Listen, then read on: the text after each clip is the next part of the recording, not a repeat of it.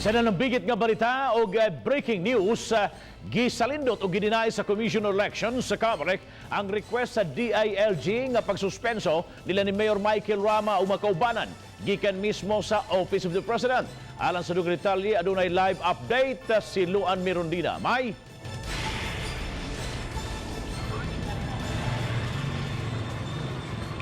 Bob, nagmaya karon ang Cebu City Hall, partikular na ang buhatan ni Mayor Michael Rama, human mi gidinay sa COMELEC ang request sa Malacañang nga ma-exempt sa COMELEC ban ang suspension order batok nila ni Mayor Michael Rama, Vice Mayor Edgardo Labella ug sa 13 ka mga konsehal sa Dakbayan sa Sugbo.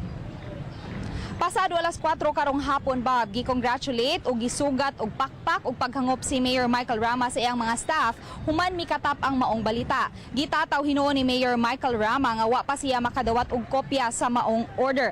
Apan ang mga source niya sa kauluhan mipahibaw nga sa boto nga 4-3 gi-defer una ang suspension order human sa piniliay karong Mayo 9. Subay niini, magpa-Thanksgiving Mass ugma si Mayor Michael Rama ug kaubanan.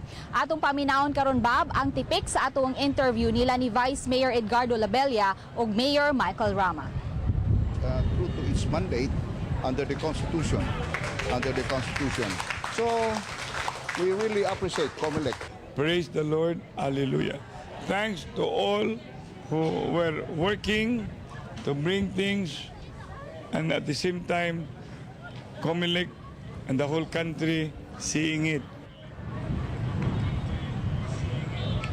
Bob, sa pagpakikinabi sa GMA News kang Attorney Jose Nick Mendros, ang Regional Election Director sa COMELEC, gitataw niini nga wala pa siya kasayuran sa maong kalambuan tungod kay wala pa'y nadawat nga official communication ang ilang buhatan. Ang iya lang nasayran, Bob, nga aduna pa'y pending request ang Malacañang nga ma-exempt sa COMELEC ban ang suspension order. Bob? thank you so